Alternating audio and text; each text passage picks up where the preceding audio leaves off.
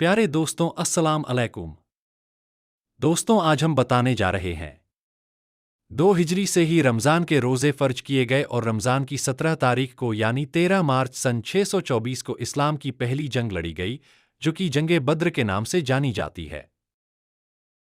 आइए एक नज़र जंगे बद्र पर डालते हैं।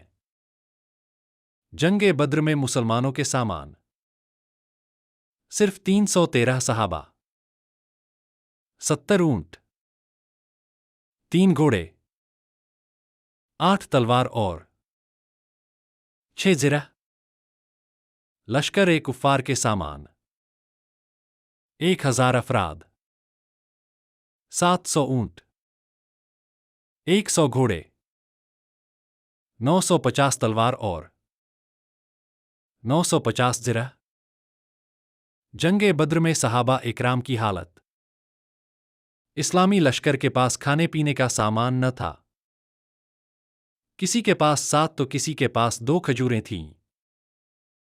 मुसलमानों के पास एक भी खेमा नहीं था। सहाबा इकराम ने खजूर के पत्तों और टहनियों से एक झोंपड़ी तैयार करके हजूर अक़दस नबी करीम सल्लल्लाहु अलैहि वसल्लम को उसमें ठहराया था। आज उस जगह पर मस्जिद बनी हुई है। जंगे बद्र में कुफ्फार की हालत। कुफ्फार के लश्कर में खाने पीने का सामान बड़ी कसरत से था। रोजाना 11 ऊंट ज़बह करके खाते थे। कुफ्फार के लश्कर में ऐश व इशरत का सामान भी काफी तादाद में था। जब वो किसी पानी के किनारे पड़ाव करते तो खेमे लगाते थे। उनके साथ गाने वाली तवाइफें थीं।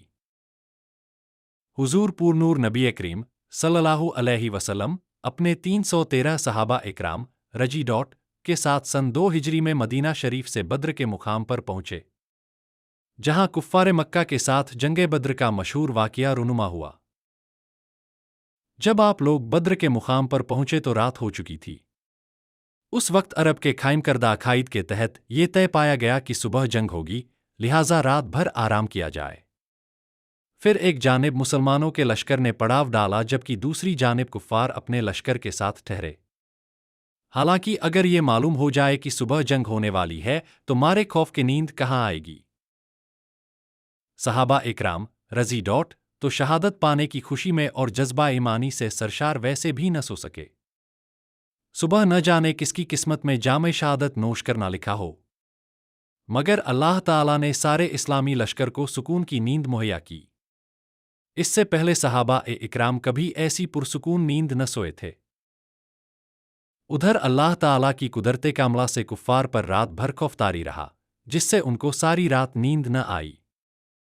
फिर अल्लाह ताला ने मुसलमानों के दिलों में कुफ्फार के लश्कर को इंतहाई कम कर दिया, जबकि कुफ्फार के दिलों में ये खौफ डाल दिया जैसे वो 313 न हों बल्कि 1000 हों। सुबह हुई। हुजूर नबी करीम सल्लल्लाहु अलैहि वसल्लम की इक्तिदा में सारे सहाबा इकराम रजी डॉट ने नमाज फज्र अदा की और नमाज अदा करते ही नबी करीम सल्लल्लाहु अलैहि वसल्लम ने सबसे कहा, अगर ऐसा हो जाए कि अल्लाह रब्बुल इज्जत की जानिब से 1000 फरिश्ते तुम्हें जंग में साथ दें तो कैसा रहेगा। यह सुनकर सहाबा इकराम रजी डॉट मारे खुशी के झूम उठे। रसूलुल्लाह सल्लल्लाहु अलैहि वसल्लम ने फिर से फरमाया, अगर 3000 फरिश्ते आ जाएं तो कैसा रहेगा। एक बार फिर सहाबा रजी डॉट खुशी से झूम गए। फिर आखिर में रसूलुल्लाह सल्लल्लाहु अलैहि वसल्लम ने फरमाया कि अगर 5000 फरिश्ते आ जाए तो कैसा रहेगा। इतना सुनना था कि सहाबा इकराम रजी डॉट बहुत खुश हुए और कहने लगे कि अगर ऐसा हो गया तो हम कुफ्फार पर बड़ी आसानी से फलबा पा जाएंगे। कुर्बान जाइए सरकारे दो आलम हज़रत मोहम्मद मुस्तफ़ा सल्लल्लाहु अलैहि वसल्लम पर कि उस वक्त अल्लाह रब्बुल इज्जत ने फरिश्ते भेजने का इरादा नहीं फरमाया था, लेकिन जब हुजूर नबी करीम सल्लल्लाहु अलैहि वसल्लम ने फरमा दिया तो अल्लाह ताला ने अपने हबीब के लिए फरिश्तों की फौज भेज दी। इधर जब जंग शुरू हुई तो अल्लाह ताला ने फरिश्तों को हुक्म दिया कि जाओ और अस्हाबे बद्र के साथ जंग में कुफ्फार से लड़ो, और ऐसे जाना कि तुम्हारे हाथों में तीर और तलवार हो, जंगी लिबास में जाना। अल्लाह ताला का हुक्म पाते ही फरिश्तों की जमात सरदार मलाइका हज़रत जिब्रिल अलैहिस्सलाम की क़ियादत में अस्हाब बद्र के साथ कुफ़ार से जंग करने के लिए आ गए और ये जंग मुसलमानों ने फरिश्तों की गैबी मदद से आसानी से जीत ली। इस जंग में कुफ़ार के कई सरदार मारे गए जिससे उनके लश्कर की कमर टूट गई और बहुत से कुफ़ार को कैदी बना लिया गया। फिर जब कैदियों को सामने लाया गया तो नबी करीम सवा ने सहाबा इकराम रजी से पूछा कि इनके साथ क्या किया जाए। सब लोगों ने अपनी अपनी राय दी। कुछ ने कहा कि इनको कत्ल कर दिया जाए, जबकि कुछ सहाबा ने कहा कि इनको गुलाम बना लिया जाए। मगर कुर्बान जाऊं रसूलुल्लाह सल्लल्लाहु अलैहि वसल्लम पर। आप सल्लल्लाहु अलैहि वसल्लम ने ये फैसला सुनाया कि उन कैदियों से फ़ायदा हासिल करके उन्हें आज़ाद कर दिया जाए। सुभान अल्लाह, क्या बात फरमाई है आप सल्लल्लाहु अलैहि वसल्लम ने।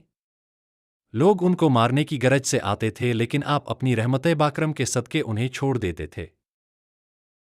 जंग खत्म होने के बाद सारे फरिश्ते वापस चले गए और आप सल्लल्लाहु अलैहि वसल्लम ने नमाज पढ़ाई। जब आप नमाज से फारिग हुए तो एक सहाबी ने अर्ज किया, या रसूलुल्लाह सल्लल्लाहु अलैहि वसल्लम आप नमाज के दौरान मुस्कुरा क्यों रहे थे? तो सरकारे दो आलम सल्लल्लाहु अलैहि वसल्लम ने मुस्कुरा कर जवाब दिया, जब जंग के बाद जिब्रील अमीन अलैहिस्सलाम तमाम फरिश्तों को लेकर चले गए तो अल्लाह ताला के हुक्म से आसमान पर फरिश्तों ने उन्हें अंदर आने से रोक दिया और फरमाया कि तुम जिस मकसद के लिए गए थे उसके बिना वापस कैसे आ गए। यह सुनकर जिब्रील अलैहिस्सलाम ने फरमाया, हम तो जंग में सहाबा की मदद करने के किए गए थे। फिर उन फरिश्तों ने जवाब दिया कि नहीं, तुमको मुहम्मदुर रसूलुल्लाह सल्लल्लाहु अलैहि वसल्लम की खातिर भेज गया था, लिहाजा जाओ और जब तक उनसे इजाज़त न ले लो तब तक वापस न आना।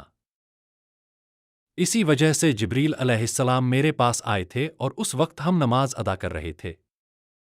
मैं नमाज में बोल नहीं सकता था, इसलिए मुस्कुराकर मैंने उन्हें इजाज़त दी कि हाँ अब तुम सभी जा सकते हो। माशा अल्लाह।